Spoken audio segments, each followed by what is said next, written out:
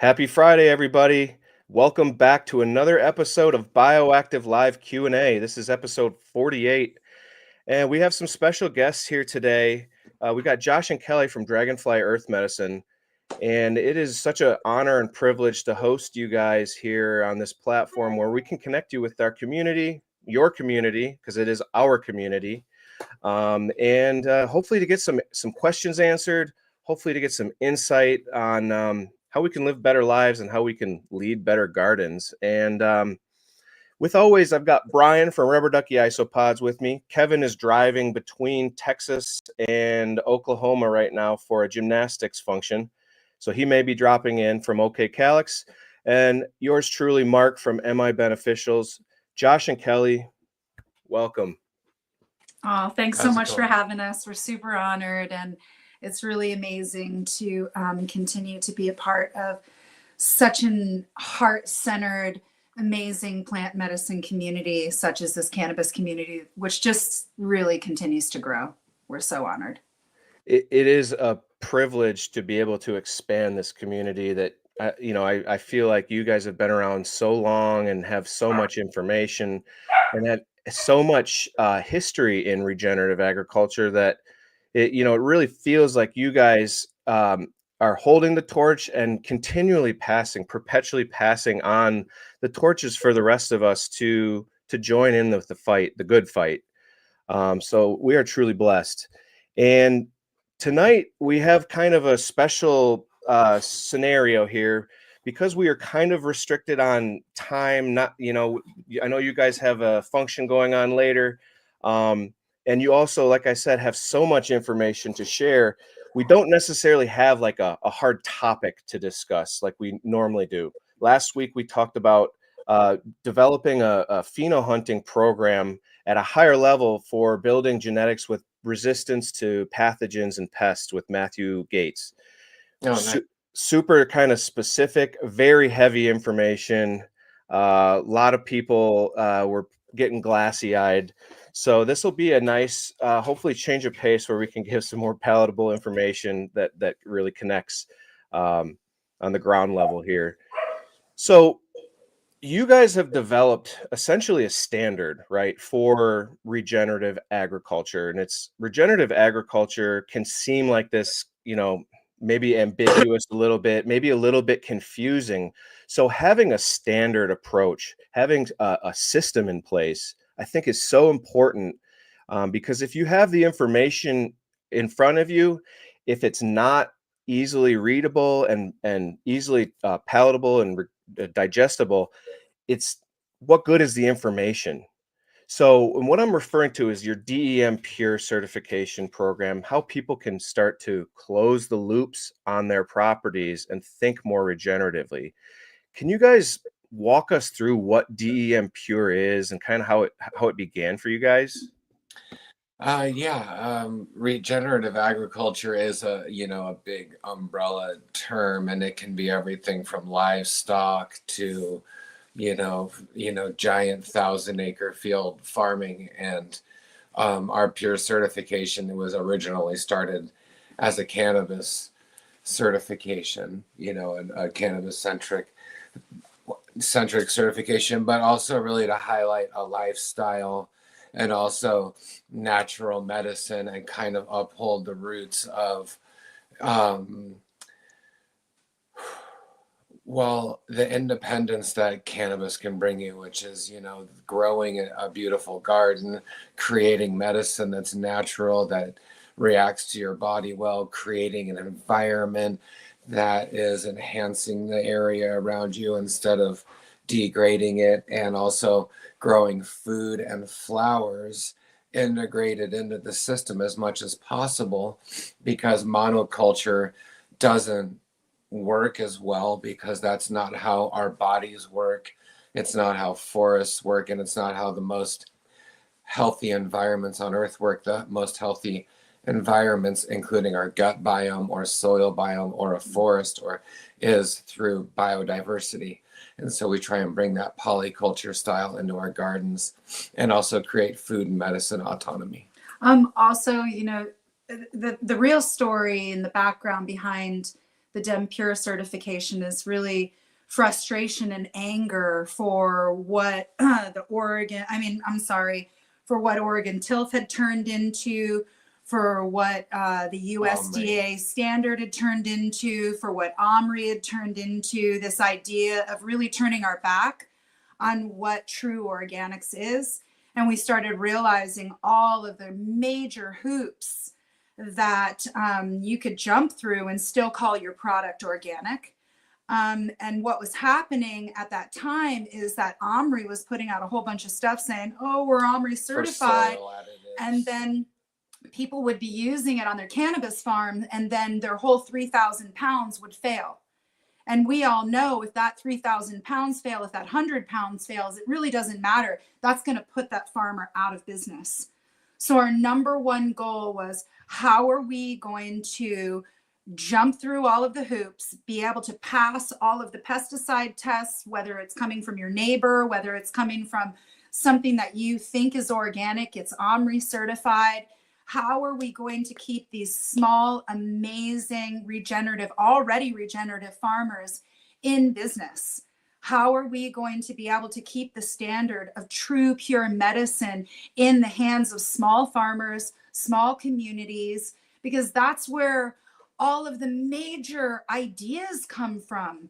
Cannabis comes from community. It comes from interaction. It comes from this incredible love source. And if we do away with that, then cannabis has lost a foot, it's lost a leg, it's lost its torso. So it doesn't have that strength and that importance and that potency in how she's going to come out to community and how she's going to come out to the world. So in order to have her have that incredibly important voice on the medicine of it, we have to have the legacy farmers that created that from the very beginning, and they have to be a part of the game. And we were watching this testing just slice them out one by one for using kelp, for using neem, for using all these things that were OMRI certified. And we were like, hey, whoa, hold on. We've got to create some kind of something that is going to make sense for farmers to be able to stay in the game and is also going to produce the very best flour and concentrates in the world. Also, we've been supporting farms through buying products to make our nutrients. So we have human grade organic nutrients in our products since 2007 when we started Dragonfly Earth Medicine. And that really sets us apart from like the agriculture grade, herbs that are out there. And then in being a human grade product, you get toxicity reports with every batch. So we're able to sort of analyze, the bulk herbs that are coming into our possession and then testing the toxicity of that. And then we're seeing how the environment's shifting. And we're also seeing how standards shift and how testing amounts shift. So what was allowed, 5 years ago, or what wasn't allowed 5 years ago is now considered low amounts. This amount of glyphosate is allocated. Well, now that amount of glyphosate is off the freaking charts. So really the idea with regenerative farming and closed loop farming is forget about buying it from anywhere else, because you're not really going to get the truth. You're not really going to, this passed. Okay, it passed an organic standard. Well, cool. That organic standard might not pass a concentrate test in the cannabis industry. So being able to make your own nutrients, be able to cultivate your own nutrients, create everything closed loop, we knew that it's going to reduce the cost for the farmer. It's going to reduce the cost on how much, their price per pound is going to be. They're going to have to switch up how these huge big trim scenes were happening, where the money was super flowing, when everybody was a baller, everybody had to cut way back. And cutting way back is like, okay, well, let's make that smart in that let's not bring nutrients in. Let's not spend the $150,000 on nutrients. Let's make our own. And then we know that the products that are going out in the form of concentrates or flour is going to be totally clean. That's good to see that comment. I love cannabis for many different reasons, but the biggest thing recently for me is that growing cannabis, being involved in cannabis seems to open people's eyes to our food source, right? And what you're saying is that you guys developed DEM initially, because you can get the interest of the cannabis grower right off the bat. Like, guys, we want the best medicine. We want the best things going in. We cannot trust the government. Omri, like you said, Omri is now just this really loose, ambiguous guideline. Like, we're at the best intent of what organics should be, I think, right? And so it's troubling that that is the case with our medicine in the form of cannabis, but it's also troubling in the form of our medicine in food. And so the whole principle of organics and thinking that what you're eating and putting into your body is truly organic is kind of falling off as a society. I see it more and more happening, especially this year with just the way things have changed. And for whatever reason, people have woken up that our body is a temple and it's time to take care of it.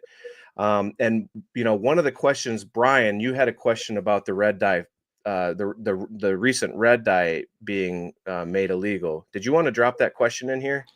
I want to ask him that question, but real first, I wanted to kind of highlight the Omri thing, because you brought that up at first.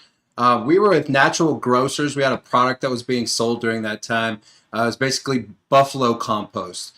And we went through this Omri, I don't know what if you call it a certification, it's laughable then, right? Because I had to send in pictures. No one ever came to the facility. Everything was basically based on our word. So of course, if you just take pictures of certain parts of the warehouse, they don't see some of the other things that you have going on. And all of these things that we were supposed to have, forklift drivers supposed to have certifications, all of this kind of stuff. My boss faked all that stuff. So we didn't do any of that stuff, and we got the certification. So I just wanted to highlight that before we got into the unfortunately, in my opinion, the Omri thing has been, it's just about money. The same, they're going, DEM Pure is going deeper on that kind of stuff because of what they're saying. And no one ever really talks about this on podcasts and that kind of stuff. I really don't know why, but Omri is one of, in my opinion, one of those kind of like fake. If you see that they went out of their way and they spent a lot of money to make you or fool you into believing that they are going out of their way to make sure that your products or your grows, or God forbid your commercial grows, don't get shut down. And sadly, that's not true. So if you are thinking in that manner, I hope that highlights why you want to grow for yourself, because you can't really trust anything, any kind of labels. We've gone through that on some other podcasts and stuff. But yeah, so we have children. I think, Josh and Kelly, you have like 3 or 4 children, correct? We have one child, and then we have a daughter in love, and now we have a grandchild. So okay, we have almost 3-year-old grandchild. And we have as well. Lots of and we really friends and family. We have family and kids have around, been all around. We've helped raise several other people's children, and yeah, lots of Kelly animals. does midwifery, so we have a lot of a lot of kids children around. Sure. So kind of what I was getting at is that as a parent, especially in these last few months, and maybe even the last few years, with learning about how like Canadian or maybe European Fruit Loops and that kind of stuff, totally different ingredients. And so I think it was officially yesterday or officially today, with the sudden and recent ban of red dye #3, what are other additives currently legal in our food systems that should also be banned? And I'm sure there's a laundry list, but what are some of the ones that you might not necessarily think about when you do give your kids something and you're not, I guess, reading all of the laundry list of ingredients? Well, I'm going to go ahead and be as radical as I possibly can. I think that sugar is one of the worst things that we could possibly be putting in our body. When it says sugar on the label, it's a GMO beet sugar, and people think, oh, sugar from beets. No, it's a nasty hexane extraction. Sugar is more addictive to the body and to negative microbiome activity more than any other drug in the world. Try to get off of it. A lot of people talk about, oh, hey, I'm going sugar free, but dang, it's really hard. Some people spend 10 years trying to go sugar free. I know myself, I'm sugar free because I absolutely have to be. My body is now totally allergic to it. I can't even believe how it's in everything. It's everywhere. It's seething.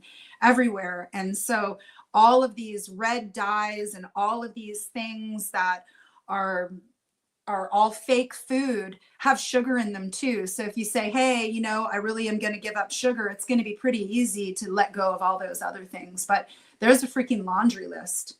There's a laundry list of things that we shouldn't be eating. And unfortunately, you mentioned Canada. Canada is actually not good like Europe. We have a tremendous amount of toxins in our food, a lot like the US. They sort of pretend to be tartazine. That's one. All of the different dyes, sugar. Canola oil is not really like a outward, you know, like canola toxin oil is wouldn't be recognized, poison. but yeah. And that's another thing. Try to find food. Try to go to a restaurant. Try to find any kind of packaged food. We went to Trader Joe's. I only found one bag of chips in the entire store that had olive oil and not canola oil. Find another product. I found one product in the entire store. And it's deemed as like something that's healthy for you. Well, it contains a tremendous amount of glyphosate in it, and it's concentrated. And we know that in the weed industry, because we know that if a test is failing or is passing flower and it fails concentrate, we know how concentrates really can hold on to those kind of toxicities.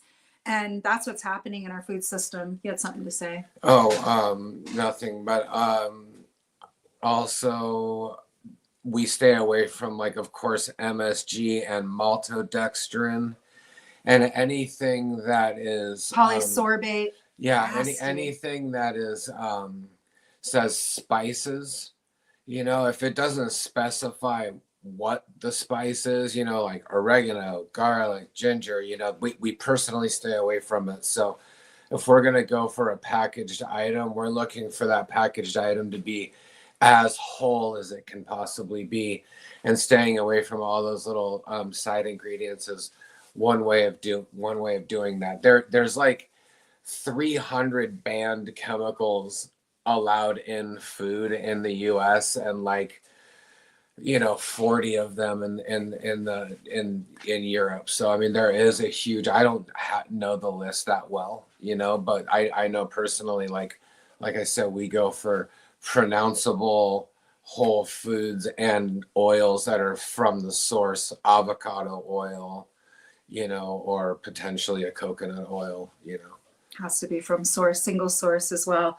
It really is a long, convoluted conversation, and really it was an infiltration of the medical industry with Rockefeller, good old Johnny Boy, from the very beginning, basically got a hold of medical information and education to create a standard that was based off of the petroleum industry. So let's make petroleum sound really good. So that was like the beginning of like Crisco, and like, are you kidding me? Crisco, actually you should put it in an engine as your oil. Like, a ton of people were utilizing that, and people's metabolisms are so effed up. The thyroid is so effed up. Our pituitary gland is so effed up, not only because of what we're putting in our food, but also of everything that's being sprayed on our food and what's in the air. And now we all know that geoengineering is totally real. Like, all of this stuff that people were like keeping in their pocket for so long to not be able to talk about. The beauty is that we can talk about it now. And we are talking about it. And it's really awesome because Josh and I are not looking like, you know, an alien with two heads, because we've been talking about this for 35 years. And it's really awesome because now we can have these conversations, and I see people like shaking their head and they're like, yeah, thank you for having these conversations. But before they're like, gluten, what the hell is that? Or, you know, what do you mean, you know, red dye or tartazine or all of that kind of stuff. So as the Bell education, what is that? Like, also, the bell curve is rising significantly. Staying away from genetically modified or, you know, foods as well, of course, you know, staying away from that, because it's not just does that food work for you, it's just a genetically modified food, when it's in the field, you know, is created to use chemicals with.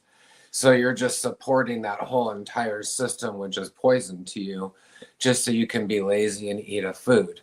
It's just not necessary. You can find foods that are, you know, more whole And we always challenge ourselves to, you know, grow foods in our garden that we use in the winter, because sometimes you don't use it. I'll also say just canola oil is one thing people use a lot in farming, like gardening, KNF and different, you know, wetting agents, JADAM or whatever. You know, there's different there's different reasons to use suffocation oils or whatever for canola. And that would just be really bad to use on your plants. You know what I mean? So if you're going to use an oil, go for, you know, a single source, first press, you know, pure oil.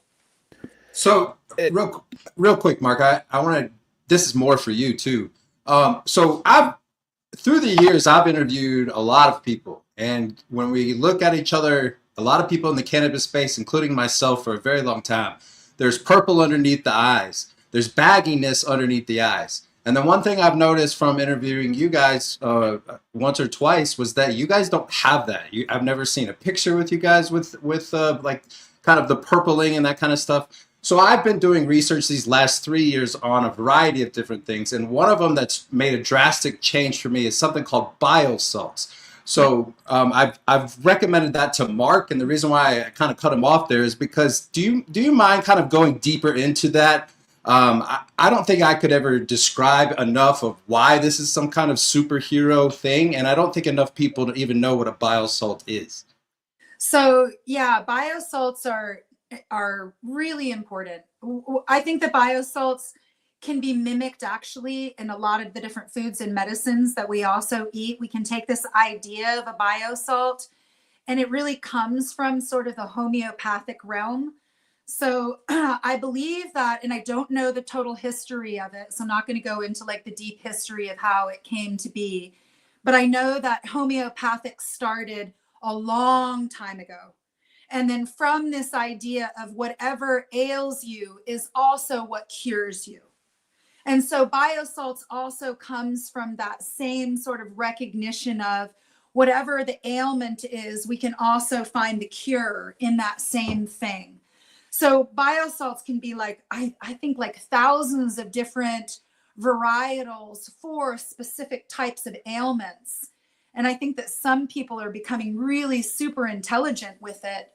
But I also believe that, you know, if we add that ideology of biosalts or of homeopathics or this idea of whatever ails you can also cure you to our food, to the way that we work our day, to, you know, how we take a shower, to what kind of foods that we're going to eat, to how we're going to talk to our mother on the telephone who always brings up something inflammatory that's super difficult for us, you know, whatever it's going to be. I really believe that the reason why a lot of these natural remedies, Brian, like what you're talking about, are coming into light is because they resonate sense. They resonate a reminder of really, okay, this is how we heal ourselves. We've been told lies, crazy amounts of lies on how healing needs to be. So when something comes into our resonant field, even if it's like a flash through, it's like, hey, biosalts. People are like, what? What did you say? Okay, wait, whoa, that makes sense. You're reminding me of something that makes sense. So if we have if somebody's hyper allergic to bee stings, what's going to be the remedy for that person is to be taking tiny, small amounts of bee sting therapy. It's exactly the same. Well, it can be in homeopathics, it can be in biosalts, it can be in all different tinctures, it can be in vinegars. And I believe that and glycerin sort is of not a tincture. Yeah, well, yeah, that's a whole other thing. But so I feel like that's sort of touching on that remedy as a full spectrum remedy that we can look into for a lot of different things. So, you know, we talked a lot about the you know, the issues with what they're putting in our food and what we really need to be careful of. And somebody threw a comment in, which I absolutely love. This guy Jorge, he's had some pretty pretty cutting comments in the past couple weeks, but he said you guys are talking about all the problems and no solutions, right? And so you guys said it very quickly there at the end of what you were saying, but the solution is, one of the solutions is shopping more mindfully, right? Being aware of what's in these things. But to me, one of the things that we have big control over is our own food sovereignty, producing our own food. Like you said, Josh, growing things that you can overwinter that will last a long time, that don't need preservatives, which is a lot of the things that are causing these problems with us. And so that is like, that question is perfect, because that's exactly what we're kind of talking about. The easiest way to get around this problem is to practice regenerative agriculture, actual growing organic, doing it on your own property with inputs that you can actually see, and processes that you have a hand in, with healthy soils. And if you need proof, get your soil tested. And so I wanted to actually, pass that over to you, because I don't want to just sum it up just into that. But what are the other things? What are the things that we can do to take control of this, and present a solution rather than just a problem? Well, I think that we're definitely solution orientated. That's the reason why we helped create the DEM Pure. Also, we're super solution orientated because I don't personally believe in original thought. So I'm always going to be trying to look to higher my game and to become more intelligent through my own community. So we're always looking for solutions within our community as well. And how can we make it better? You did say, yeah, growing your own food, but some people do live in apartments. If they go to a farmer's market, they can go to farmer's market. They can go to a street market. They can start, if there's not enough farmer's market, it's only happening one day a week and that's not enough. Well, make it happen indoors someplace else. There's a lot of possibilities by talking to sort of your local municipality about changing that. I know that here in our zone and area, there's farmers markets all over the place, and a lot of people grow their own food. But like, I don't grow okra in my greenhouse, and I love to go to the farmers market because I love to get a hold of okra that was grown in a greenhouse up here in BC. And when you support your local farmers, you're supporting their inputs, you're supporting what they're putting in their soil and what they're putting out into the universe. The other thing is that this idea of that we need to grab something on the go, I really am encouraging people to prepare and plan. Even if all you do is bake 10 pounds of potatoes and you bring it with you on your trip, it works for like 4 or 5 days. Baked potatoes are amazing. Then you can just have a whole bunch of dips, and you dip your baked potatoes in dips. There's so many different hacks that people just truly forget about. Romaine lettuce, that's another one. You could do wraps, and you could do all different kinds of stuffed things in there. And I believe that a lot of the reason why we eat shit and we go towards pharmaceuticals and we go towards these fast solutions is because, just like we talked about before, that's the education. If you understand and know these principles, and you understand big pharma, and you know that you take ibuprofen to be able to take care of this, then you get an A+. You're the smart one. You're the one that now has excelled. You're the one that now is leading your society and your community because you have these letters after your name. But now we need to start realizing, wait a minute, back up. That education that was just given is actually total bullshit. So we're all being smart off of something that really isn't even real or true or just. And I'm sure you've got some ideas. I would just say that staying away from factory farming and corporate farming as much as possible. And when we've always preached about closed loop, and at first it was sort of like this romanticized thing of getting it all yourself and stuff. But with vaccines the way that they are, with mRNA the way that it is, with mRNA being sprayed in the air and chemtrails, there is a lot of reasons to stay away from in our that. poultry The and in our solution pigs. to that, you know, in an ideal world is that you have a farm where you're drinking spring water, you know, because like if you're drinking well water, it could be really good. You just got to know what's around you, because well water is affected by what's seeping in the ground around you. If everything's good and you're in a wild zone, sweet.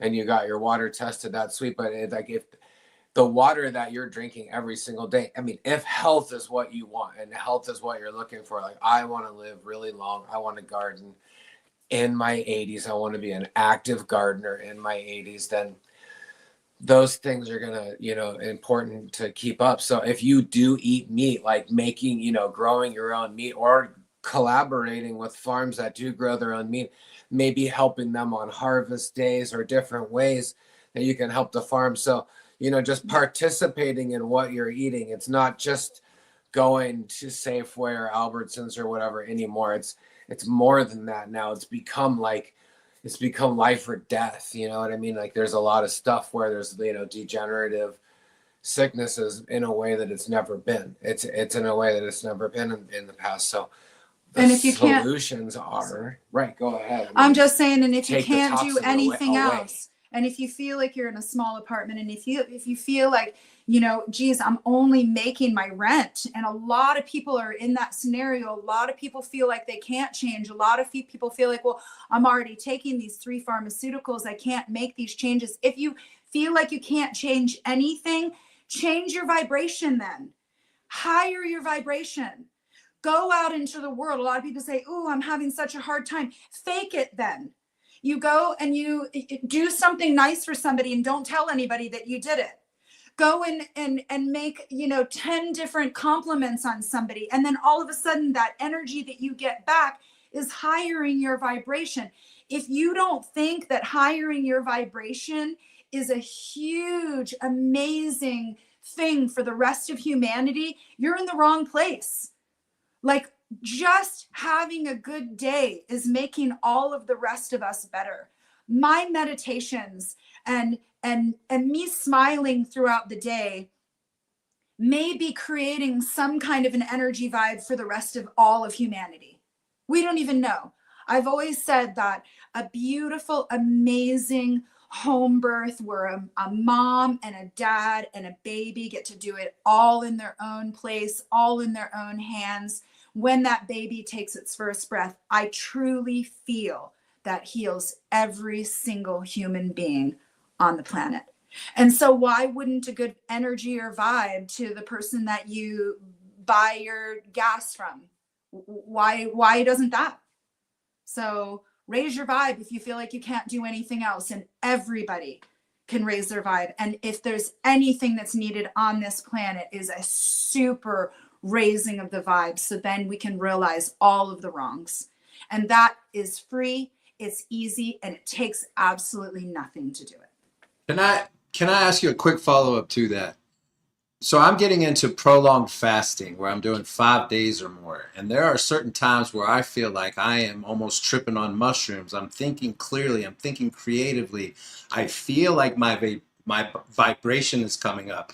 I can feel the love of my children and all of these different things on a whole nother level than I think I've felt even in these past few years from when I've been fasting for that long. Is there, can we go and maybe even put a little bit of our tinfoil hats on and talk a little bit of what's going on there? Well, let's not even put on tinfoil hats. Let's just talk about the microbiology that you've been feeding the whole time that you were eating. That microbiology that you're feeding the whole time that you're eating, unfortunately, is probably full of a lot of yeast, a lot of molds, a lot of negative bacteria, a lot of super pathogenic fungi, and they're all super highly intelligent beings. And when you feed them, they have a really big voice.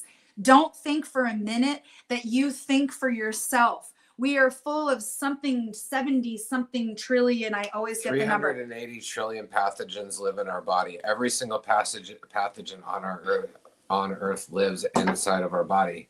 And it's our body expressing it that makes us sick. So when you're feeding that all the time, you're going to have feelings of like that pathogenic fungi or that super aggressive bacteria. Why not? You're going to have feelings of takeover and maybe a frustration of anger. Why wouldn't you? Because that intelligent bioactivity is happening within your body. You stop feeding them for a little while. Now you start coming back to yourself. We start coming back to our original being. We can't live like that for very long, but every time we do that, we knock out a tremendous amount of the bad guys, so that more and more we can be in a normal eating, drinking, and feeling as good as when we're fasting. So that isn't a tinfoil hat at all. That's straight biology. I appreciate that. I really think there's something to, I've been talking about it for a long time, but to be able to talk to you guys about it and incorporate maybe some more of the metaphysical aspects to life, maybe more of the kind of like medical mushrooms, medicinal mushrooms, and DMT and stuff. I've experimented with that stuff, but there is something too about just being eternal and fasting and wherever that is leading me in life. I've even noticed, like when I am with my children, even at like a playground or something, the other children I feel like are starting to notice my presence more. Yes. Almost like it, and that's why I was wondering is that the way to kind of like redo everything? So I've, in my past, especially in my 20s and stuff, everybody makes mistakes. In my little neighborhood, everybody thought that there wasn't enough for anybody. So we were taking each other's shoes and starter jackets and stuff. As I've gotten older, it does seem like life is about abundance. So if I can start to move my vibration into that, fine tune it, if you will, into the radio station of abundance, that's where it seems like all of a sudden life is improving year after year instead of declining year after year. So it's just fun to talk to you guys about that, because the reality is for cannabis people, it is tinfoil. Like you almost have to say that before you're on a podcast with them, before they'll actually speak about that kind of stuff. I think that, to add to that, fasting is something that, you can do every day. And I think that we do overeat. And I think we've been like, just as you see it in your intestines. And we've always encouraged people to do soil microbes as opposed to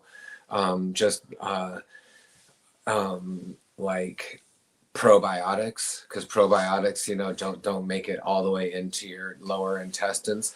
But I would say to add to that is to do the brain barrier, but even just into your stomach and into your lower intestines and everything, to re-inoculate your gut and everything. And it's not promoted to drink your soil, but it really probably is the single most important thing to do if your soil's well, because that's why you would make your soil well, just so you could drink it.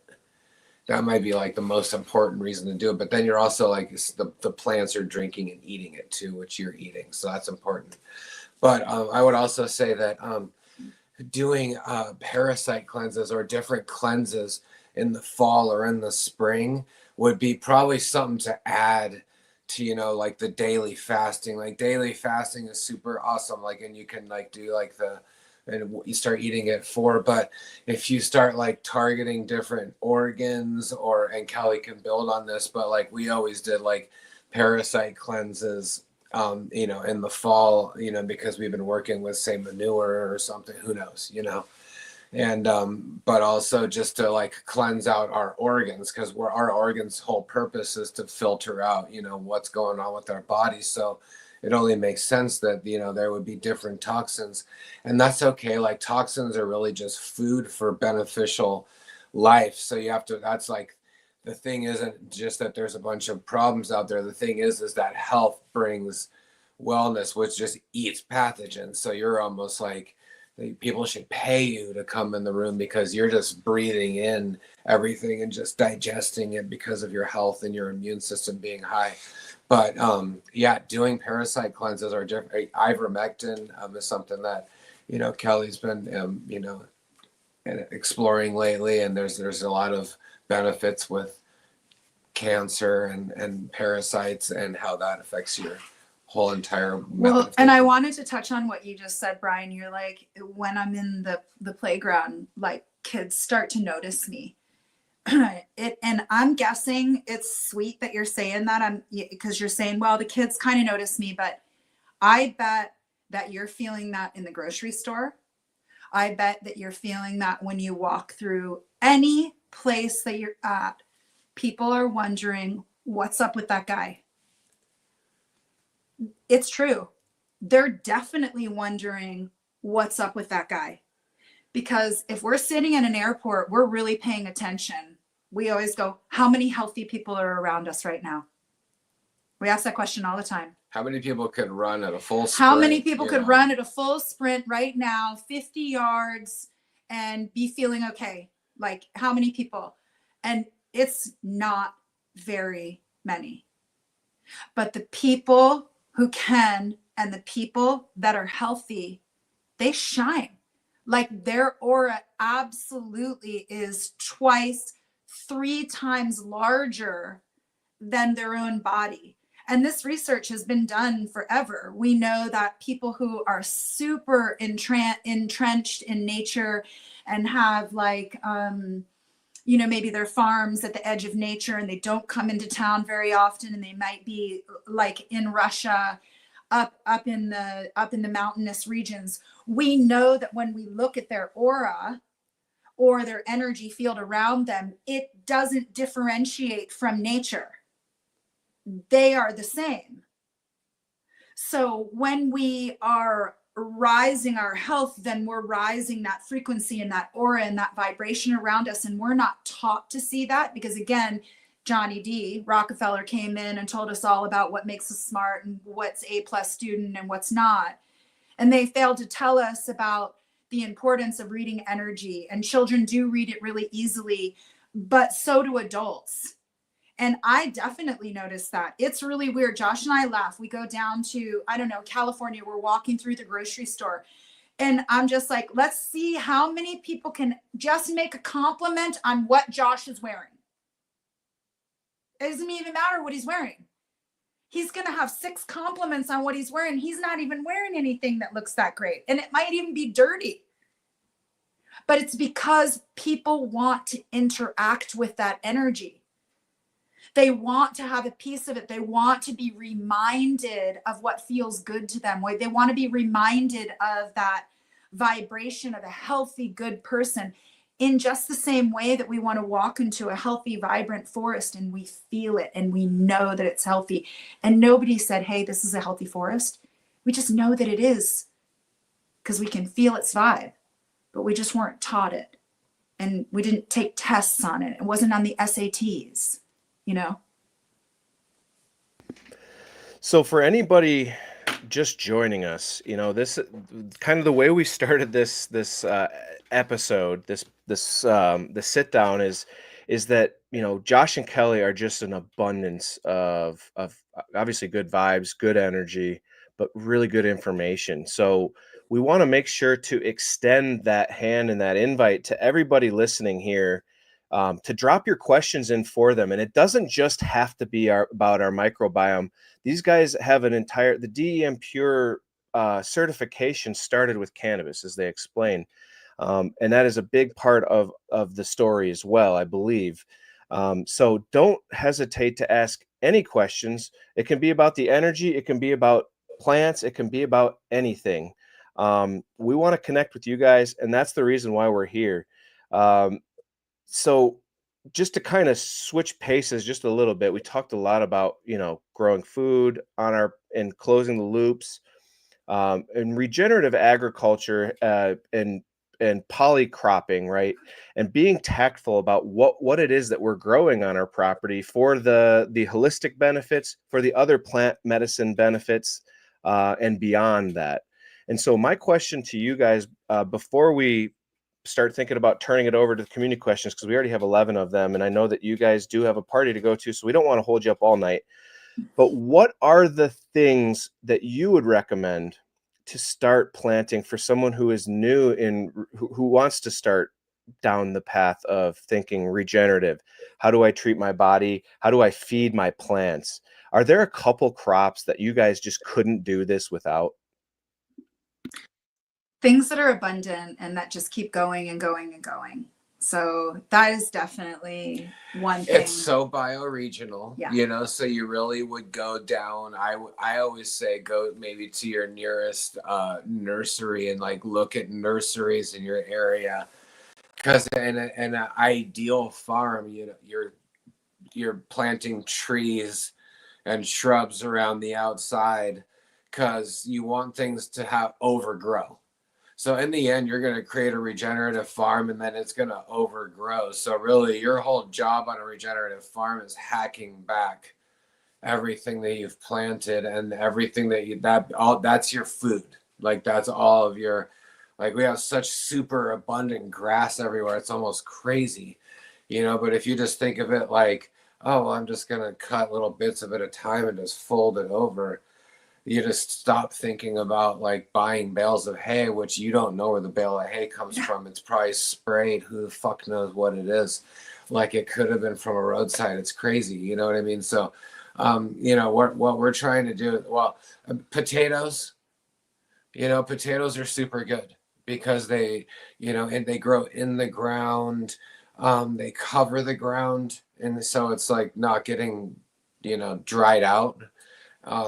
They don't take a lot of nutrients. In fact, they would prefer non-nutrients. Otherwise, they get scab. But one thing that's really interesting about potato scab is that they've done studies on potatoes nutrients, of nutrient without the scab, and then potatoes with the scab, and the potatoes with the scab have much higher nutrients. So, you know, it's not always bad that your potatoes have scab, but it usually comes from too much of a nutrient rich soil. So it's a great plant to start with. Yeah, we make sure to grow apples and lots of different kinds because we want to make apple cider vinegar. So to have an overabundance of apple cider vinegar is a really good thing because that's another way to extract herbs. And it's not just alcohol that makes tinctures. You can extract herbs, including psychedelic mushrooms, with apple cider vinegar. You do have to source sugar to make apple cider vinegar, so you have to make sure that you're getting you know, what would be your recommended source if someone's going to buy sugar? Evaporated cane juice. Well, you know, you could also use natural sugars in that, yacon syrup. You could use maple syrup. Anything that's a raw natural version is going to be best. So when I say, you know, you don't want to be having sugars, I'm talking about that concentrated form. And of course, too much of something sweet on the palate is not good anyway. One thing that we're really missing in our culture is the taste of bitter, but that's a whole other thing. I mean, you really like, yeah, people fear the hawthorn tree, but herbalists like revere the hawthorn tree in different parts of the world. Like you would never kill or take a hawthorn tree out, and you're not supposed to cut a hawthorn tree when it's blooming because it's just bad luck to the nature spirits. And if as an herbalist, like it's like a high no, but like hawthorn is an incredible, you know, thing. Elderberries, we grow goji berries, we grow sea buckthorn berries. A lot of those berries are superfoods that we make medicine with that keeps us healthy over the winter, like our fire cider. We make sure to grow garlic around because garlic is key. We make sure to grow peppers because peppers are super crucial to you know, to health over the winter as well. Cabbage, beets, and carrots are key for us. Cauliflower lasts a long time as well. Those are super important crops for us. They grow super well with cannabis, and you can have crops of these different things, but overwintering vegetables. So winter squash on the outside. I mean, if you're not growing winter squash in your property, you're missing out because winter squash lasts all winter. And another thing that I think is really important is if somebody just has a small garden and they're just starting out, like you were just saying, Mark, and they don't really know how to get in, have something that's super prolific. Like you're not really going to get berries until several years down the road. But if you plant chard, you're going to get like, you know, 100 different servings of chard. You can plant kale, you're going to get 100 different servings of kale. Doing peas. And if you keep the soil cool as long as you can during the summertime, the peas will keep going. They're really prolific. Soybeans are really wonderful. Pole beans. They crawl up. Strawberries. They make really beautiful beautiful beans. Everlasting strawberries, they'll come up after 1 year. But you know, if you want to have a really healthy garden and you only have a very small space, I definitely recommend salad greens and leafy greens because it never stops going. And like if you're to plant broccoli or cauliflower, you know, you get the one head and then you've got to pull up the whole plant. So that's just not ideal. You want to do something that's just going to be going continuously. Yeah, black currants. I mean, vines, grapevines, because you know, wine and different things like is also a medicine. Yeah, those are a lot of the things we grow on our property. Willow. It's and I love your guys' answer to that question because it is very bioregional. So it's very important, and we do talk about this a lot because Brian's in Colorado, Mountain Time. You guys are over on the West Coast, Pacific Time Zone. I'm in Michigan. I'm in the Midwest, and then we have Kevin in Oklahoma. So we're in very different bio regions, different climates, and so understanding the abundance that you have at your fingertips. A, for foraging, but also B, for growing, is really important. And that's why us as a community working together, I guarantee there's another guy who's in the Midwest, there's another guy who's in the Pacific who can help and share that information. So keeping that conversation alive is super important. And so my last question for you guys, since you start, like you said, Kelly, you guys were like fringe, crazy people 30 years ago talking about this stuff. I'm so happy and blessed and grateful to be in the fight with you now. But for the people like me, Brian, Kevin, who are continuing this mission on of talking about the importance of these things, what are one or two of the ideas that you hope never get lost in this perpetual translation of the good word? I would like to say simplicity, you know, in your system, you know, whether it's indoors or outdoors. I mean, it's super fun to get heady on herbalism and make a bunch of extracts and stuff, but you know, just like we've refined our system so much, and after 18 years now on the same property and 28 years in this community, growing fully, you know, from the land with weeds only, no, you know, commercial products, you know, since 1999, and our first year growing, you know, over, you know, a few hundred plants was in 1999, and we were fermenting nettles, and we learned that nettles had, like, you could feed your plants nettles from beginning to end, and it wasn't just green and a nitrogen, it was, you know, it had all of the, you know, herbs. Plus Kelly, of course, studies,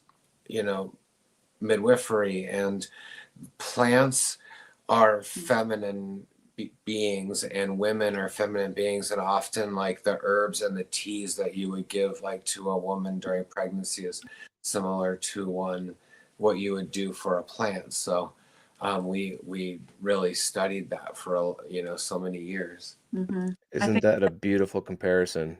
Yeah. A mother and a plant. I mean, it's just such a beautiful comparison. Yeah, I mean, that's how our whole nutrient business started. Was I just had a bunch of excess pregnancy tea blend from the year before, and I had already grown a lot of fresh stuff from this following year. And I don't just work with pregnant women and children. I also do a lot of naturopathic medicine, as well as, you know, a lot of holistic medicine. I work with injury healing of people of all ages, and injury of not just like the body, injury of the soul, injury of the mind, injury of our emotions, injury of being a human on this planet right now. Yeah, there's so much to it. So I realized that by adding the tea to, I thought, wow, I wonder if I made this for the plants, what it would do.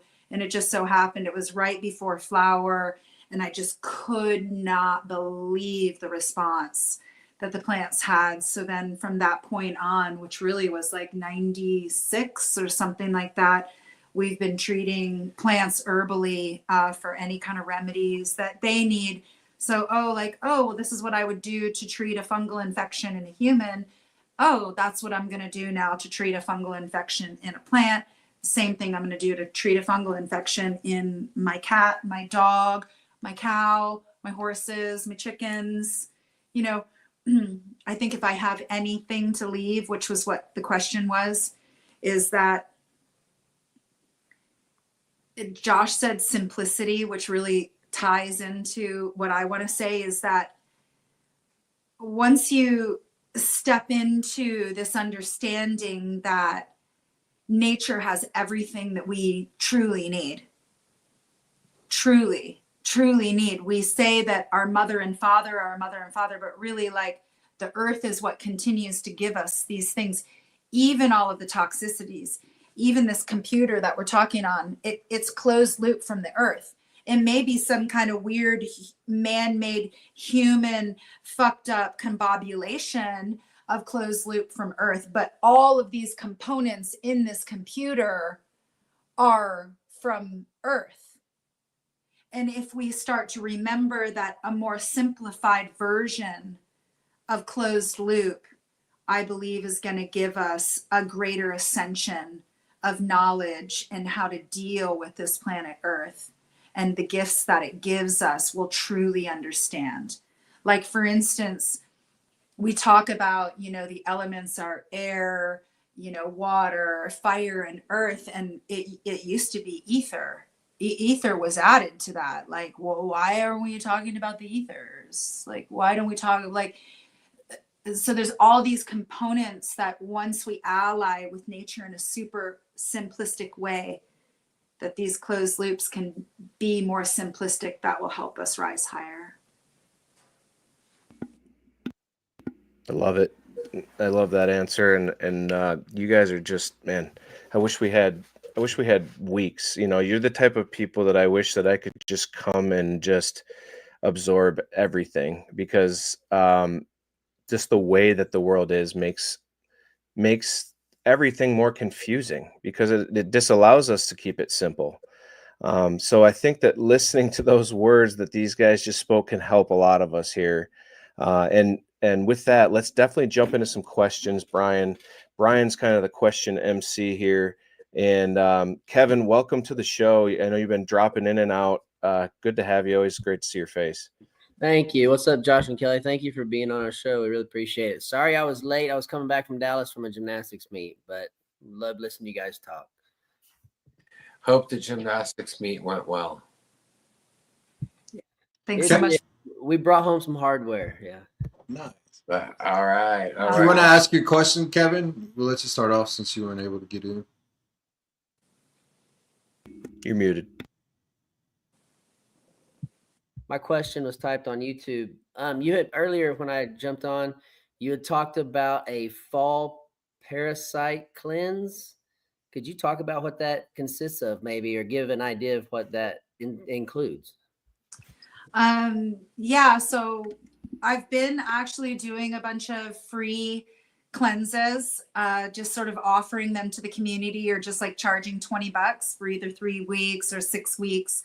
And it comes with a whole lot of education. So number one, look for those come fall. I'll be definitely leading a parasite cleanse. I'll be leading a really nice spring cleanse as well. I'm always sort of doing cleanses, and I think that it's great. Parasite cleanses consist of anything that is going to either stun or kill or sort of bring down or disrupt the life cycle of parasitical microbiology, parasitical pests inside of our body. We are a walking biome, and we have tons and tons of living things inside of us, and that includes worms and flukes and parasites that you really wouldn't even believe. And unfortunately, yet again, Johnny D. Rockefeller, they just realized, wow, people can clean themselves with parasites, and that gets rid of a tremendous amount of health problems that we're making good money off of. So let's not teach them about how to clean parasites. Even though when we clean parasites, we recognize that we can get rid of stage 3, stage 4 cancers. We can get rid of diabetes instantly. Some really quick things on parasite cleanse is you want to do wormwood. It's amazing. Oregano oil, grapefruit seed extract, psyllium husk, Cascara sagrada, anything that tastes bitter. Get rid of all of the sweets. Sweets are no good. Clove extract is really nice. Black walnut. Oh gosh, there's so many of them. And really, it's nice to switch them off. Charcoal, activated charcoal. It's nice to switch them off. So if you're going to do a cleanse of these herbs, then the next one that you do, maybe 4 months later, switch up your herbs, because it sort of confuses the parasites. And the ones that you got rid of with the oregano oil, there's going to be some that weren't even phased with the oregano oil. So hit them with a ha-cha, with the grapefruit seed extract, and then you're going to be able to get those guys who, weren't responding to the oregano oil. Switch it up.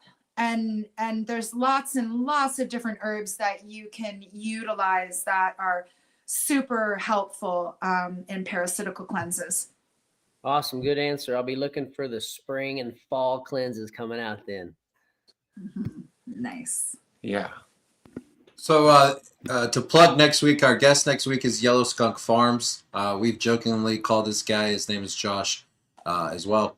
Josh Barty. He created like this amusement park for cannabis, and I think he's like at the forefront of this. His Instagram is blowing up. So shout out to Josh, just having fun with it, and it seems like the community's regulating and having fun with it too. So we'd like to know your personal thoughts on EM1. Cool. I'll have to check out Yellow Skunk Farms. Well, EM1 was our original entry into kind of learning about fermentation from an Asian natural farming perspective. We were doing our own fermentation based off kind of just homestead Quaker back to the land living by just growing weed out in a nettle slide, and just letting nettles rot in a garbage can, and then just like and gravity feed, having barrels up in the top, and then having water come in, and then siphoning water out, and doing just gravity feed nettle teas into the, rotting nettle teas. Like I said, the whole cycle we did that for like 8 years, just out in the mountains before we even had like internet, whatever, we were just back to the land, back out in the wilderness, doing it like people who did it when they draft dodged or when they were doing whatever, just trying to get away from society, trying to make a new world, that type of thing. So we were doing the same thing. And then all of a sudden we went to Hawaii quite a bit because we had a child who was young, and we were originally just going to Hawaii, and we had a friend on North Shore of Kauai, and then we were doing a lot of stuff on organic farms. And this was like in the beginning of the 2000s, and we started going like, because Elaine Ingham used to teach out of Oregon State University in Corvallis, and we also had a super close mentor, Alan Capular Mushroom from Peace seeds and pea seedlings, and he was an amazing mentor, genetic biologist, and just recently passed. Incredible person. So we learned a lot about like, we're like plants, we're 22,000 chromosomes. Plants are like 22,000 chromosomes, and we're like, whoa, we're on this like crazy path. But then so we were learning about the soil food web biology labs that were going around, and Elaine Ingham was kind of selling like biology labs in the early 2000s to anyone, who wanted to buy one. It was like $50,000. But then they were also making like beneficial active microbes. There was this one guy, Bam, they were called him Bam, and we were just like, what is, what is a mother culture? Like, I just didn't know, and it was like, and so we, and then we were like, our friends had just come back from the Big Island. They were like, we just like got this whole pamphlet on, learning about how to make lactic acid bacteria. But before that, we learned about Dr. Teruo Higa, and learning about Ryukyu's University. That was the in original Okinawa in spot for Japan. us. And we had, before we had Korea Natural Farming PDFs back at the time, our first one was this APNAN manual, which is an acronym. I can't remember what it means, the APNAN manual PDF. And it was how to use EM on the farm in Thailand, in the Philippines, in Burma, in Pakistan, Japan, and India. And it was different materials on how to ferment different materials and how to ferment like your barnyard waste, and how to make like your farm, your pig farm, or your other your chicken coop, which used to smell shitty, or like our nettle tea, which used to smell shitty. We weren't using like a super active anaerobic and aerobic, but anaerobic microbe, which Dr. Tsuruhiga created this like EM1, which was this kind of coveted recipe. So we liked the mother culture.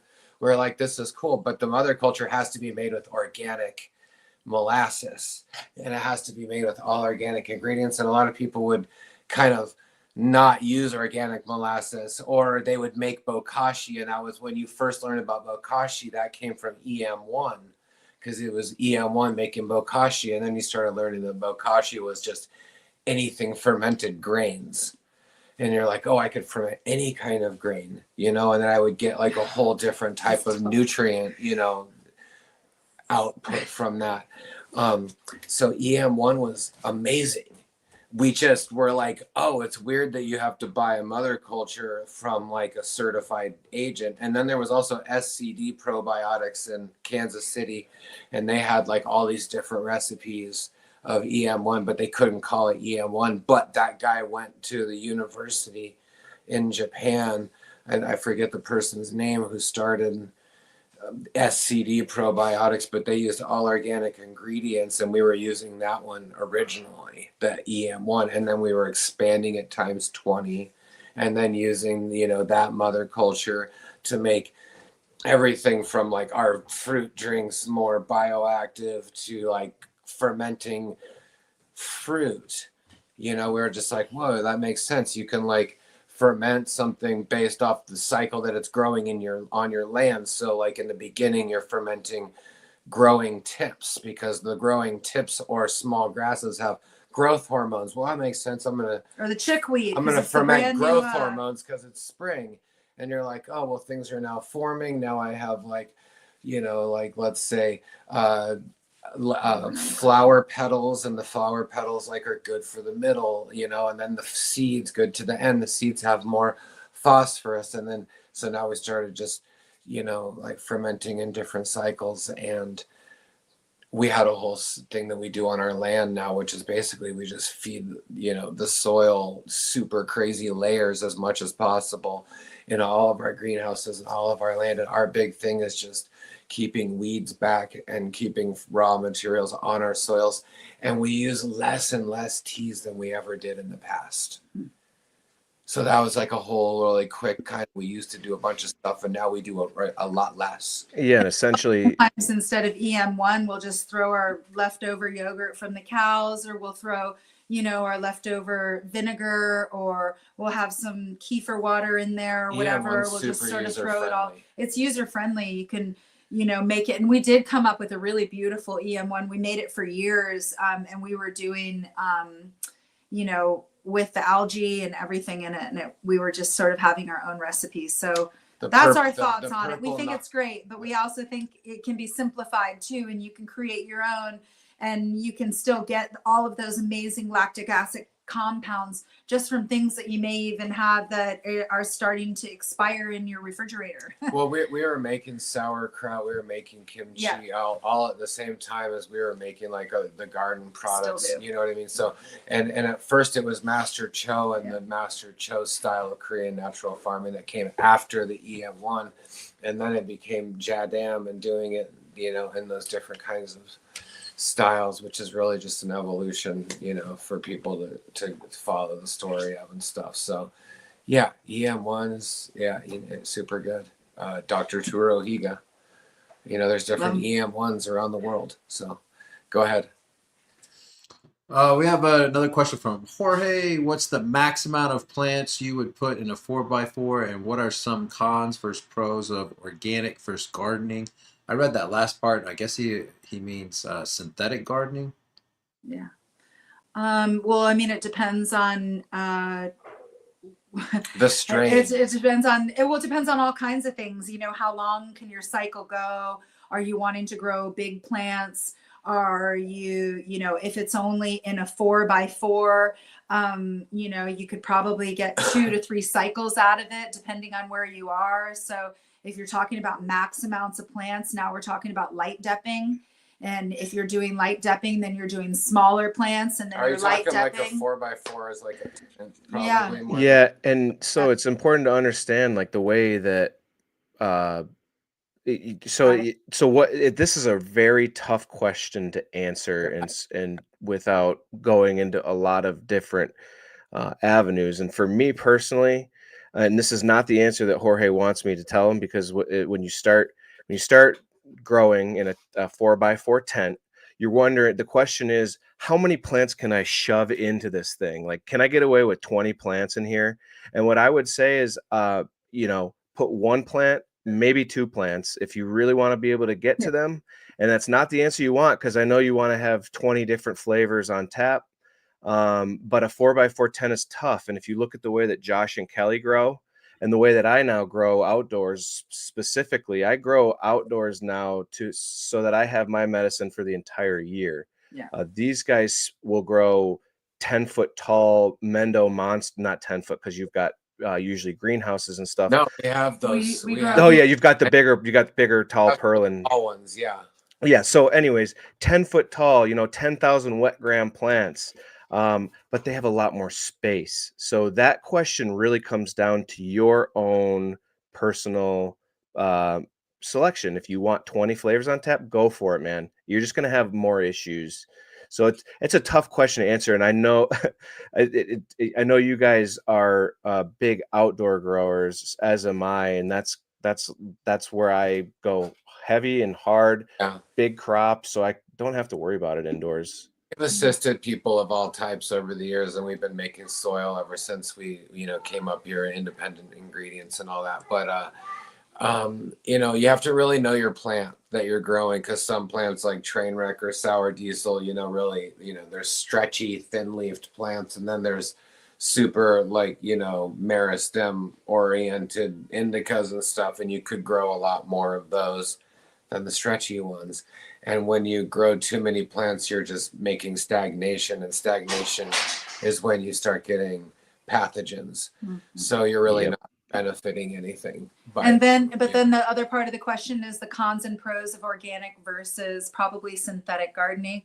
I mean, it's massive. Number one is that you're going to be getting all of those great soil microbes that we were talking about, and how when you're integrating your body with the soil microbes that you're making in your 4x4, which is like, if you look at your 4x4 as a health tent and not just as a grow tent, that you're like, okay, I'm going into my health tent.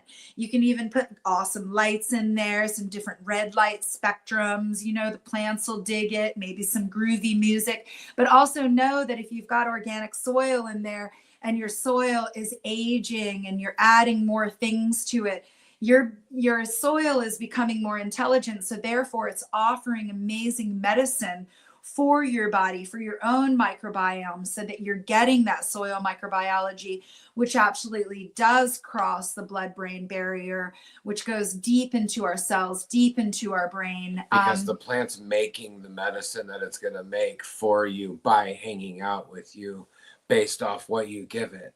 So you're just holding yourself back by using a synthetic chemical, and there really is no benefit to using a synthetic chemical with cannabis. It's really,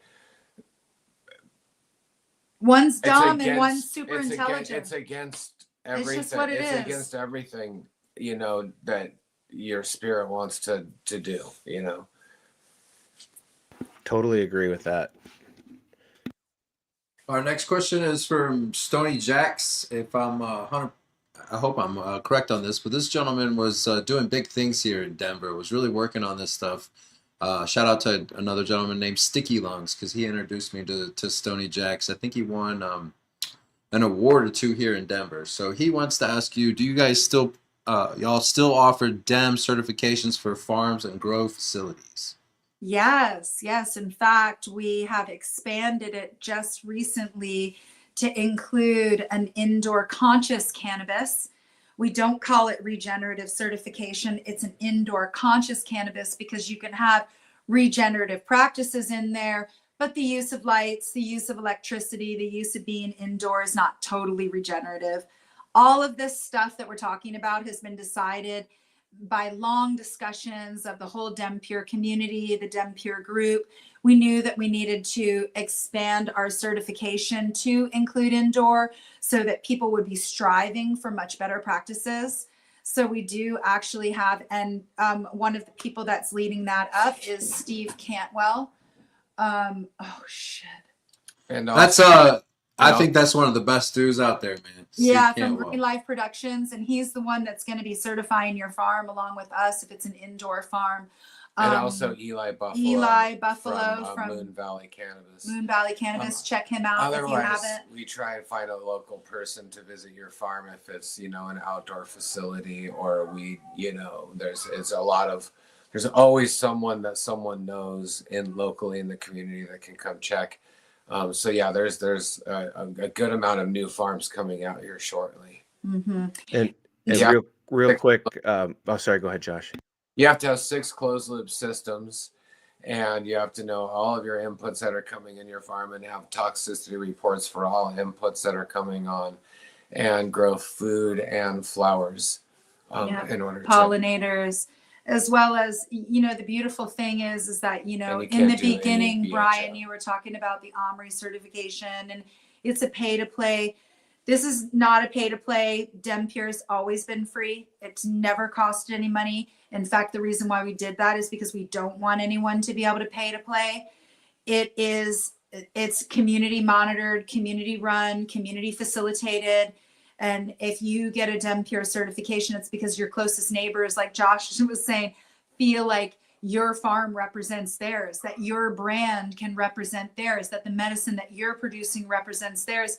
It's why it's such a difficult certification to get, because it really is implying, what have you been doing? Your neighbors know you better than anybody does, but that certifier that you pay $2,000 to come in on your farm for the 4 hours that they're there, they don't know how, you know, what you've been using in the past. So this is it goes really deep, and there's a lot of beauty in it, because people strive to create more closed loops. They strive to want to be a part of something, because when you're part of DEM Pure, and anybody can be a part of it, it's not going to be like funding that keeps you out of it, because it's free. It's not going to be the only thing that would keep you out of it is lack of creativity and lack of energy and effort.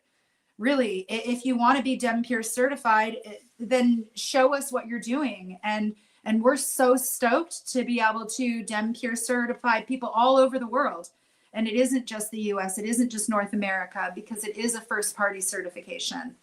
And so, yeah, we're still certifying, and we're going to continue doing it because we feel it's more of a movement rather than a certification. It also, so just real quick, there's 2 guys that we've actually interviewed on this show that are personal friends of mine, and friends of the show, and I think they're friends of yours as well. But Connor from Terp Wizard and Sean from Rising Moon Medicinals, both amazing guys, both, you know, shining lights in this community. And I get to see them every year at Camp Compost, which is another extension of this amazing mission. So is also a person that we're going to be certifying here shortly, and also Mike Kuliana, Chandler Mikowski, yes, Chandler from Jet House Gardens. Love exactly. Chandler. Even Haifa and what they're doing up there is really amazing. Nick Risden out there, amazing person. Organotron, Chase, another person, and Grace from Third Coast Collective. Yep, yeah. in Yeah, Michigan? all DEM Pure certified educators and also farms. I've been to all of their property except for Chase Organotron, but There's also the Swamp family up north, In the Swamp UP. Hash. Swamp Hash, yep, know Yep. those guys as well. I see those guys at basically any gathering I go to around here. So the point of that is that these roots run deep, and it's more than just like the certification. It's really a tip, a feather in the cap. And when you see that a product is DEM certified, DEM Pure, it goes so much further beyond any sort of bullshit CDNA, OMRI, whatever that the government will give you. We joke like I trust the OK Calyx and the Rubber Ducky Isopods organic certification program more than I trust OMRI. Yeah. And this is an actual program with standards and a lot of work put in place. So just wanted to point that out.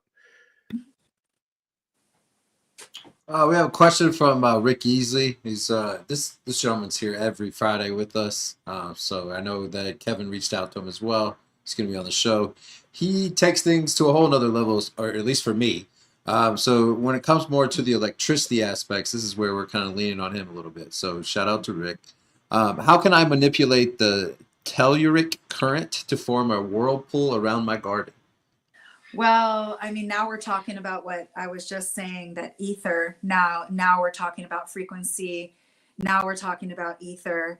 And I think that one of the very best ways that you can learn about how to manipulate your telluric current is to look at old world buildings that we now call cathedrals, old world buildings and areas and cities. These star cities all over the world have these maps, and these actual maps, if you look at them, are actual currents. And the way that it's pretty mind blowing. So that's number one. That's the first thing that that pops off at the top of my head. Another one is that definitely get some orgone going, and copper is really wonderful for helping the continuum. I mean, it sounds like Rick easily knows the answer to this question, but I would say, the beautiful thing about gardening is it really can be something magical, and so sacred geometry, sacred geometrical shapes, I would, imagine, what add to the current, of what's going on. And if you use your fence posts and use crystals and continuous copper tubing and stuff, and then wires and everything, and also some antennas, there is a lot you can do there. And I think you'd want to bury crystals, or at least have crystals in the rhizosphere. In our area, it's all crystals in the ground anyway, so we're really lucky. We have structured water, so water comes in different phases. Ours is structured, from the earth and comes right onto our property, and so it's sort of high current living water, and that goes into our roots and into our complex soils that we create through different raw materials. So with the presence of crystals in there, it really charges up the life force, along with sun and water, which they're trying to dim the sun. So we're just always thankful for as much sun as we can. And I do believe that you do have to know what you're doing, because if you're going to be pulling whirlpool currents into your garden, into your home, there's a lot of negative energies as well as positive ions out there that you could be whirlpooling into your gardens and be whirlpooling into your own life. So I work, with a lot of people in helping to do just the opposite of whirlpooling energy, is to, pulling energy out as well. So when we're talking about playing with energy, it's a constant and a continuum. And if you have it only going one direction, only at one time, then what are the repercussions of that as well? I don't know the answers of it, but I think about it a lot in my meditations at night. I'll just add one more thing, like grounding your pots on indoor gardens and using different, currents and grounding currents in your soil in indoor gardens, I do believe is super beneficial. And if you have a tent and you can make like a copper grid, on the inside of your tent and have crystals in the corner of that, like that makes all the sense in the world to me. And again, when you go in it, you're going to be benefiting from that energy as well. As far as like needing to enhance like your outdoor garden, I mean, the earth is the ultimate current, so it's literally like doing everything it could possibly do. I mean, you can add whatever you want, but I just, that's why I think like, just create temples in your garden and let that, the resonant energy of the earth just come through and, always connect your root zone to the earth. No pots. This question is from Bridget. Are there any DEM certified cannabis farms internationally, or can a cannabis farm become DEM certified outside of the US? Absolutely. We're first party certified, so we make up all of our own rules, and our rules say, yes, you definitely can be certified outside of the US, because we don't really like borders and politics and countries and names anyway. What we do is we develop a relationship with that person, and it's not just, a farm that's somewhere out in the world and we're just certifying it. We're creating a relationship with that farm. And, we often will tour that farm, or someone locally will go there. A lot of times it ends up happening.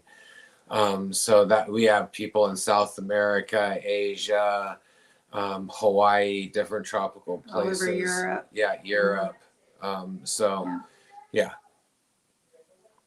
Right on. Machiavelli Gaming. What food to grow in heavy clay soil? The community was kind of answering that, but obviously wants to hear from you as well. I mean, why have it heavy clay? You need to change it. Heavy clay really doesn't grow much. All you're going to be doing is like, it's sort of like how do you run against 100-mile-an-hour wind? Well, it's awesome, but why are we running against 100-mile-an-hour wind? Let's change the clay soil. And one way that we can do that is by hugelculture and start building above the heavy clay soil. We don't need to dig into it. Just start layer, and then you realize, ooh, the heavy clay is so awesome in the middle of summer when everything is so dry and the clay is holding a lot of nice moisture. And then the roots will go down into that layer a little bit and be able to get some dampness and stuff. So. Yeah, you could cover that clay soil in hay and then grow potatoes in it that first year, and by the next year, everything underneath the hay will start to become bioactive. And we've seen clay soils change all over you have to cover clay soil. Clay soil is not going to just change. And you can't just grow something in clay soil. You can get roots in there, but you really got to smother, cover, and be ready to go a few years. Yeah, that's well said. Also making the soil and putting it on top, but that's not, you can do a pile of hay and then make some soil and put a little soil on the top of the hay and plant a plant there, and it will the hay will turn into dirt with that year. Mm-hmm. So I'm doing that in my basement right now. There you go. You're turning your basement into soil? I'm turning little pots into soil because unfortunately I'm still renting. Dude, nice work. Good job. Awesome. This question is from me. It's I have a 2-year-old daughter and a 8-month-old son, and they're both suffering from extreme allergies and skin issues. Uh-huh. We went to an allergist, like a very fancy one here in town, and we finally found out that at least for my daughter, she's allergic to pistachios and cashews. I still have no idea what's going on with my son. He's constantly scratching and bleeding. So I wanted to know, in your opinion, what is the best way to combat severe skin issues on young children? Well, I'm going to go back. Number one, I always I have to love go to to the sort of bathroom. see, let's not look for zebras when the horses are right in front of us. Number one thing that I think of with skin issues, and especially children that are itching until they bleed, is something that we don't even talk about because, again, we all graduated from Johnny D. Rockefeller's school, and they don't talk about parasites. But one of the number one skin issues that children have is mites. Mites causes rosacea on the skin. If you look into it deeper, people have rosacea, using colloidal silver on the skin in small doses, all of a sudden the mites are gone. So I'm starting to wonder, like, we can definitely have a conversation on the side. I'd love to help you out in trying to uncover it. But that's the first one that I think about. Like, the environment is number one. Is there something in the environment that's feasting to this possibility of, the itching? And that includes like molds or yeasts or anything that's around the home. Is there, if you're renting, is there a synthetic carpet that has been there a million years and your kids have come into contact with? Has there been a change of their mattresses? This is just things just right off the bat. Let's just, again, you look at the horses. So the environment is number one. And then if you can start looking on the outside, then you start digging deep within. If you have a skin allergy, or if it is related to a food allergy, then now we've got the autoimmune issue. Now we've got, like, what is the immune system doing? What's attacking it constantly so that it has to be pushing away these foods, or that it has to be pushing away, or that it's becoming so inflammatory that you're not having, maybe if you're getting bit by these mites, and I'm only saying that as a possibility, why aren't you reacting in the same way? And it is because there's something that's continuous on the children that the autoimmune system can't, like, spark. It can't stimulate enough to catch it. And I always say, you want to stay in front of, like, a really bad bite or a bee sting. You want to stay in front of a really bad immune issue that's happening. Another thing is the skin is the eyes of our lungs. So the skin and the lungs go together, and the skin is a very large organ. It's very much so not talked about yet again because of the Johnny D. Rockefeller School of Mirage and Green Men Behind a Curtain, is that they're not going into the discussions of what the skin represents and how the skin is this breathing, amazing organ that not only is a protective layer, it's telling us what's going on inside of our body. So depending on what time of night are they itching, what's going on, are they waking up, is there an overabundance of urine? Like, there's so many questions that I would have, Brian, that we could have on the side, because it would take like an hour of questions that I have to sort of try to get down to it. And oftentimes it's like the pistachios or the cashews are actually just a symptom of what's going on. They're not actually the cause. They're the symptom of it. And they're like, oh, okay, well, that becomes symptomatic. So do these 15 other things become symptomatic. But unfortunately, and I'm not saying that it is with your kids, but to a lot of the listeners and stuff out there, our children right now are more cortisol ridden than any other time in history, I think. And I'm not talking about, like, sure, children go through wars and that's a huge amount of cortisol, and goddess and God and all the deities and all the beings bless upon them. It's horrific what goes on in the world.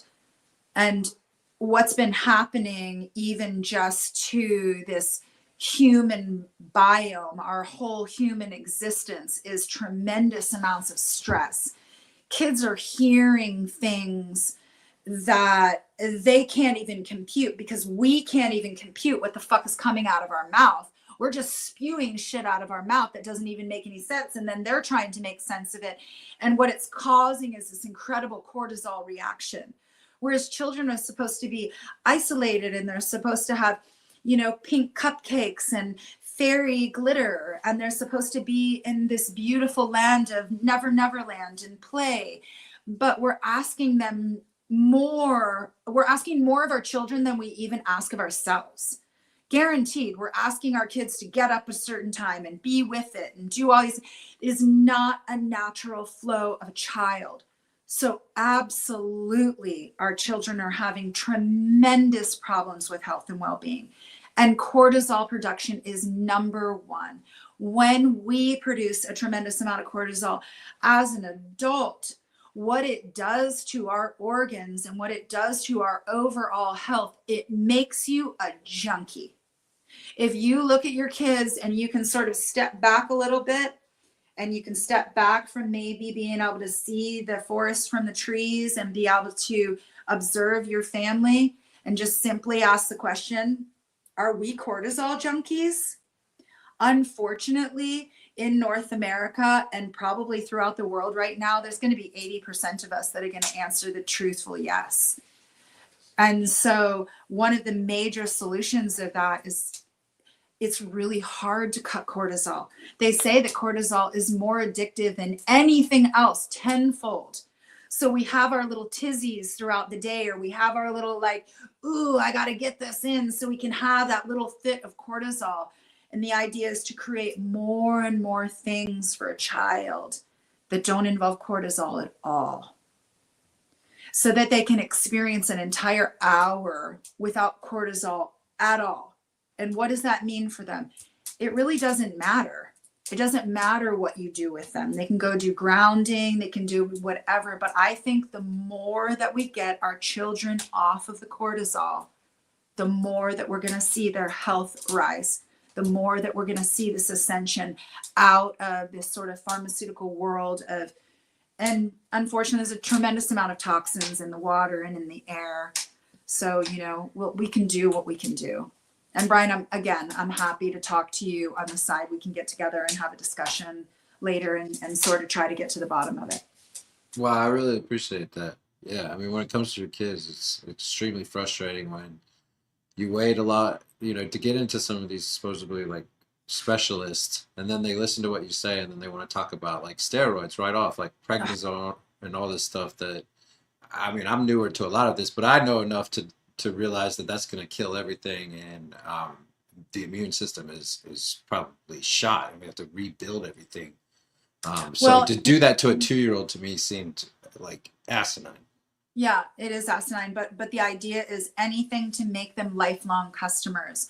So the first lifelong customer of, you know, pharmaceuticals was the pill with a contraceptive pill for women. And now then it went into more pills every day for women, which was hormones, which was hormone replacement for menopause. And then we go into statins, and now statins are every day. And now we go into what they're trying to do is they're trying to create an everyday customer. That the day that they created, the pill for women was the day that they really felt like they had something going and that they were going to really rise above.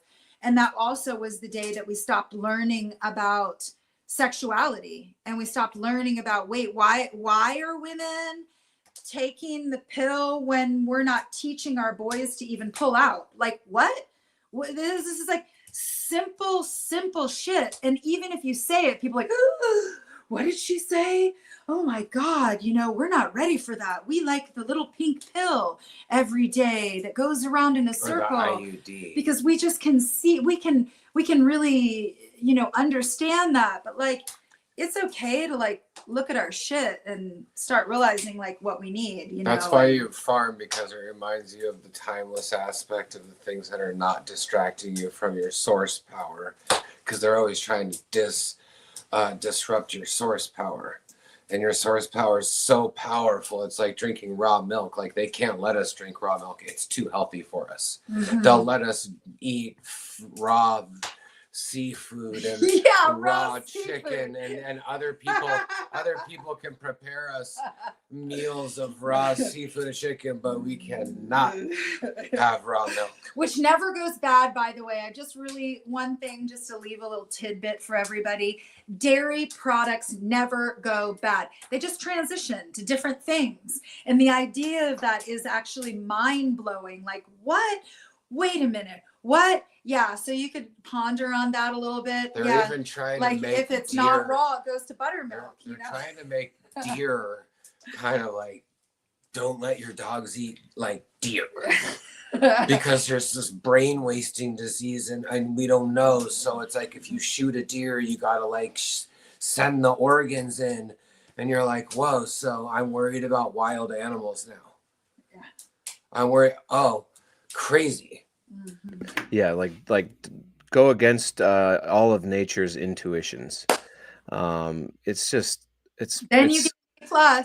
When you go against them all, you get an A+, and you're smart. You know how to kill stuff, and you know how to get some letters after your name. And the saddest part is like the mission is like for this question is Brian's just trying to make his daughter healthy, right? But instead, you know, it's heresy, it's witchcraft, it's you know, it is completely insane and conspiratorial to think of it from any other way than Western way, right? And so I hope that people from this conversation gather that, you know, you know, growing and being in control of our own foods and our own inputs is extremely important to this conversation, which is what ties it all back to agriculture, and what starts that conversation, and what's the beauty of is cannabis. I mean, it's so amazing that it all kind of started from cannabis. So that is a testament to the power of that plant. It gets the conversation going, and we can go further and further down that rabbit hole. And as conspiratorial as it sounds to people, even on this chat, I'm sure that there's people that don't maybe necessarily agree. The point is that we're trying to make people like Brian's daughter healthier. So is there really any evil in, even if it is conspiratorial in your mind, is there truly anything evil or bad or wrong about that? And so I hope people start questioning things, start being mindful of the things that you're putting in your body, and, you know that there's always a community to fall back on, which is what you guys have built here at Dragonfly Earth Medicine.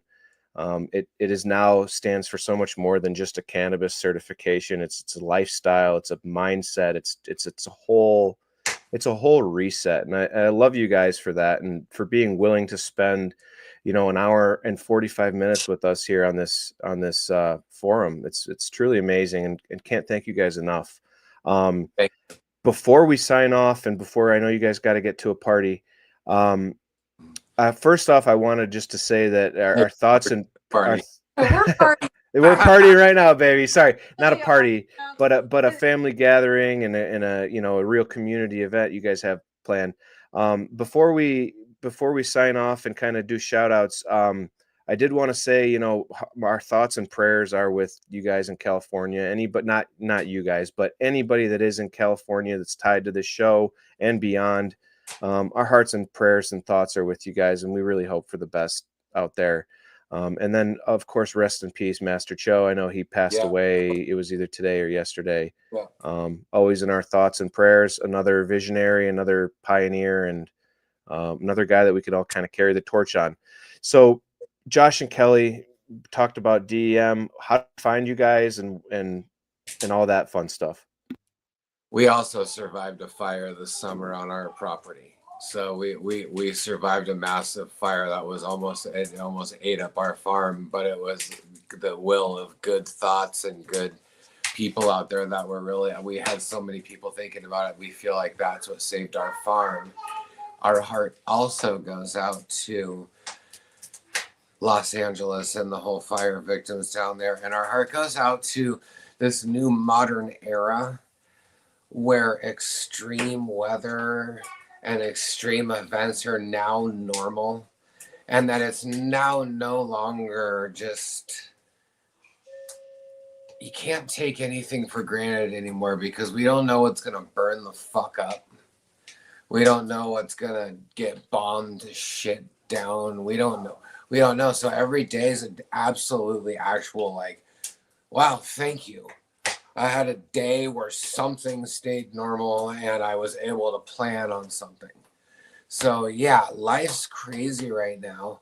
I'm thankful to the community of people that, you know, care about making the world a better place. I think science is a conspiracy. I mean, science isn't an answer. It's basically a conspiracy where it's continuously changing. Conspiring. It's continuously changing on itself, which that's what it can say anyway. So I don't get why science is so amazing. So revered. You know. Anyway, we also. It doesn't mean that human curiosity isn't absolutely hugely important. It's just what he's talking about is like this crazy overlord definition of what science means. It doesn't mean like we can't have amazing science out of human curiosity and what the earth has taught us. We just wanted to live in harmony with it. We wanted to live in harmony with the science, but science wants to demonize people who live a natural life. They want to demonize people who want to take herbalism. It's written in the doctrine from 1909. What is it? The report.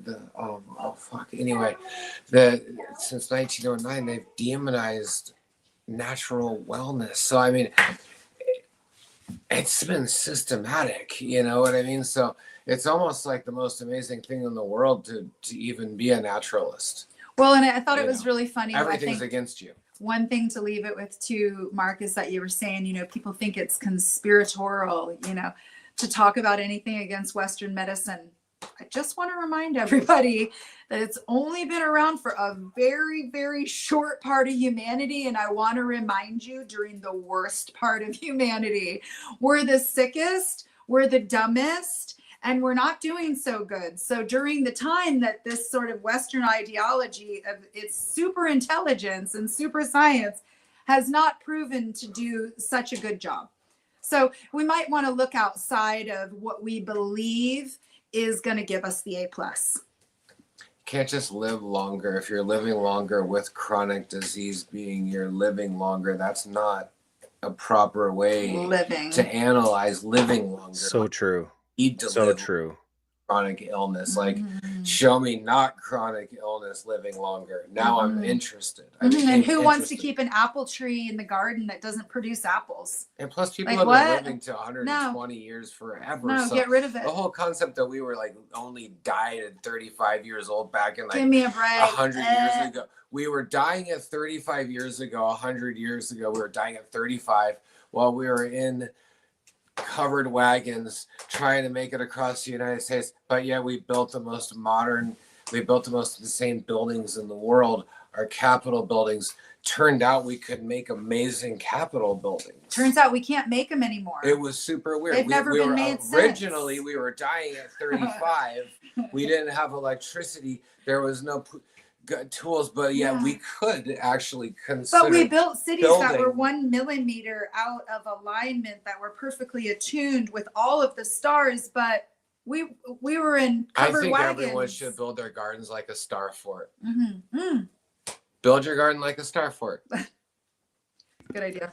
Love you guys. Find us on Instagram. You can find us on Instagram. We're Dragonfly Earth Medicine. We don't have anybody run our Instagram. We run it. If you go to hold of us on a DM, unfortunately, we're really backed up right now, but it doesn't matter. I will answer you. Also, I'm going to be doing some one-on-one so that people can come. I've been utilizing my time and energy and doing a lot of classes. So now I'm going to be doing one-on-one sessions where people can come and we can do one-on-ones and people can schedule themselves for that, as well as we're going to be doing a lot of online courses and classes on health and wellness of our garden, of our pets, of ourselves, of our family, of our homes. We have dragonflyearthmedicine.com, which is our nutrients and our products, which we offer online to people.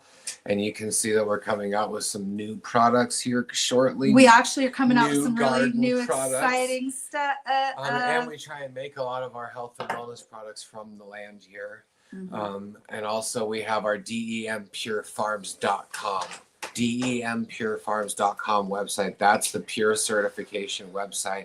That's where you can view the farms that are Pure certified, and also some of the resources that we use and educators that are associated with the farms. And those farmers are so intelligent. They're so smarter than us. amazing. They're way smarter than us. And honestly, we're not just that hit up the important. DEM We're Pure not that farmers. interesting, and we're not that important. No. We're just two people that happen to be alive at the same time as you, and we learned a lot of stuff from people that were older than us, and as soon we'll die, and other bunch of people will then lead the way and stuff. So thanks for listening to us while we're alive here on the planet, growing things to the best of our abilities based off nature. And we've never used a chemical, and we've been together for 30 years. 33. 33 years now, and we have a grandchild, and she was born naturally on our farm during COVID, because we don't believe in COVID. We believe in natural birth and wellness. So thank you. Beautiful. Love you guys. It's such a pleasure. Brian, what is going on over there, my friend? Let's throw it to Kevin. I don't know if you saw his private text. Oh, sorry. Go ahead, Kevin. Sorry. I think you're muted, Kevin. Had one question for you. I got to go pretty soon. Everybody go to okcalyxshop.com. Check it out. I got IMO 3 starter packs on sale. Hey, Josh and Kelly, I have one thing. Have you ever read The Cherokee Origin of Disease in Medicine? I have not. Okay, you're going to love it. The first time I had a Cherokee elder tell me this story 4 or 5 years ago, and I started crying while she was telling me the story. But her name was Melissa Lewis. She's a PhD at Minnesota School of like Bio Research and Population Health, something like that. But she works with indigenous people a whole lot. Anyway, talking to you guys brought this story to mind. And just real quickly, what it's about, you guys go read this story. The Cherokee people, we're from Tahlequah, Oklahoma. That's the Cherokee capital, right? But the idea is that man started to hunt animals. He started to overhunt. He was unthankful for what he was getting from the animals. The animal council came together and decided to create diseases. And so when man would be unthankful for killing a deer, if he wasn't thankful and didn't do it right, the spirit of the deer would follow him back and afflict him with illness. And man became so decrepit with illness, the plants noticed, and the plants began to share their medicine with man to heal him. The story's fantastic, though, if you'll go read through it. It's an old lore. It's a traditional story, and it's great. You will love it, Josh and Kelly. Go check that out, please. Thank you. Thank you for bringing that to light. Thank you for bringing that to light. I'm going to look at it tonight, right away. Realize, how much, resonant, feelings matter, so yeah. Thank you. Thank you guys for being here. I appreciate y'all. We appreciate you too. Brian, how about you, brother? This is kind of fun for me. This little quote here from Red Setter Farm. The abundance thing is real. Once you believe in abundance, everything you need becomes presented to you. It's weird. So I did a little time capsule when we started this February 2nd last year, fellas. 2024, obviously. And I would say that between the three of us, some things have dramatically changed. A lot of things behind the scenes even. And I like that we've been able to find success like this and still be humble enough to show up every Friday for free and share this kind of stuff. And I hope that more people see what Red Setter Farm is talking about. I was a bartender for a long time, and I would listen to very wealthy people. It was called the Ford Plantation, Henry Ford in Savannah, Georgia, right? Very wealthy people.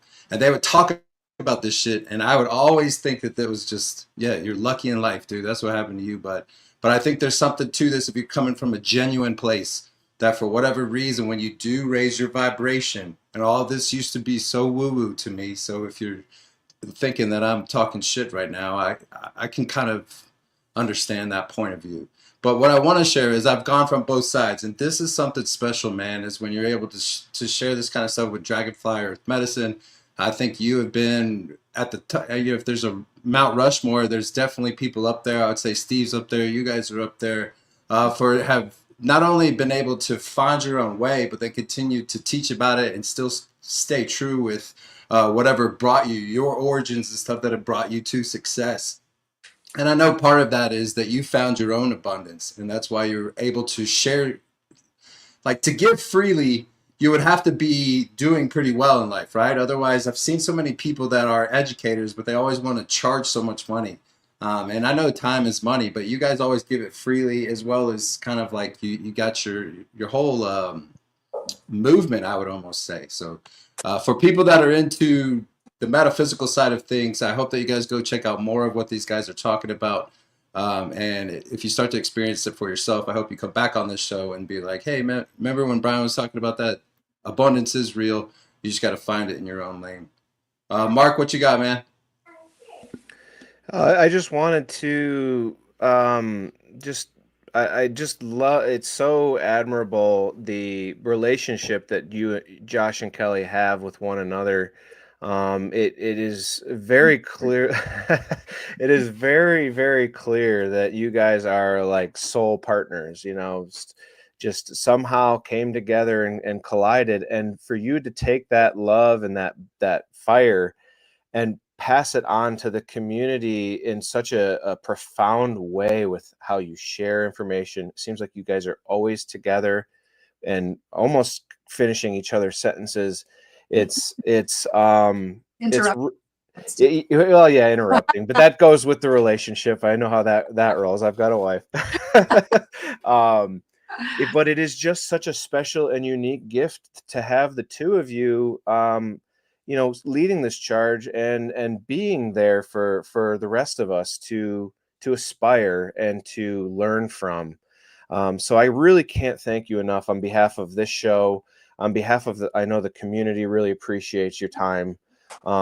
It speaks a lot about you. It speaks a lot about DEM Pure and Dragonfly Earth Medicine as a company. So this show is free. The ways that you can support this show is by supporting the people we have on this show. Make sure you check them out at dragonflyearthmedicine.com,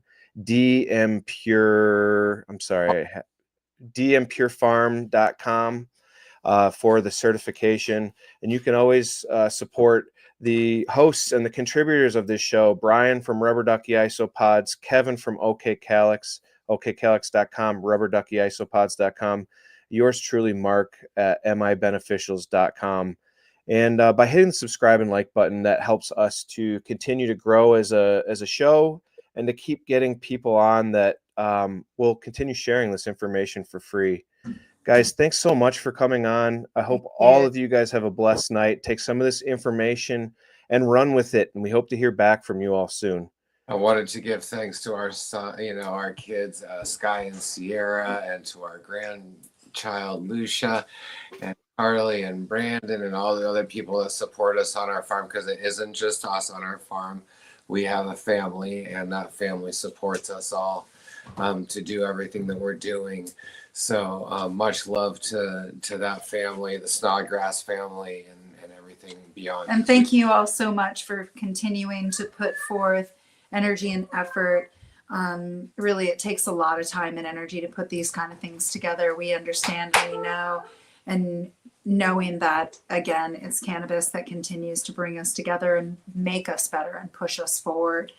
You know, a big shout out to the plant herself, and then a big shout out to you all for, combining your efforts and energy with her. Thank you so much. We've seen all three of you guys around for a while now, so big support. Thank you so much. To you all. Big love to you guys as well.